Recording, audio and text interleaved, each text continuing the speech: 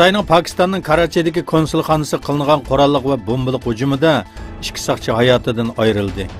Naq maydon shohidlarining aytishicha, Karachining Kelipton Beluk 4-rayonda yuz bergan hujumida 3 kishi konsulxonaga qurolliq va portlatqich besilgan avtomobil bilan kirmoqchi bo'lgan. Ularni to'smoqchi bo'lgan konsulxona soqchilari bilan hujum qiluvchilar orasida to'qinish yuz bergan. Xitoy kommunistlarining Sharqi Turkistonda yurgizayotgan siyosatlarga qarshi Turkiyaning Bolu shahrida norozilik namoyishi olib berildi. IXX insonparvarlik yordam vaqti Bolu sho'basi va bir qism ommaviy tashkilotlarning qo'llashi bilan Xitoyning Sharqi Turkistondagi bostirish siyosatlariga qarshi namoyish o'tkazdi. Bolu demokratiya maydoniga to'plangan namoyishchilar Turkiya va Sharqi Turkiston bayroqlarini egiz ko'tarib, marsh sadosi ichida yurish qildi.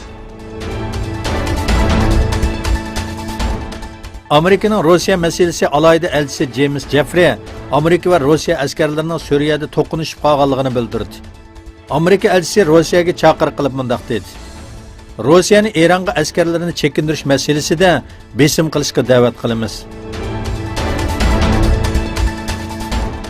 Washington Post gazeti Amerika prezidenti Donald Trumpning Saudiya Arabistonlik jurnalist Jamal Qoshiqchining vahshiylarcha o'ldirilishiga yetarlik inkos qaytarmaganligini aytdi. Maqolada Trumpning maqta, uningga podshohga o'xshash muomala qil, pul va o'zing qolmagan bir muxbirni o'ldirmoqchi bo'lganingni ayt, yuzingni boshqa tarafga bura degan ifodalar qo'llanildi.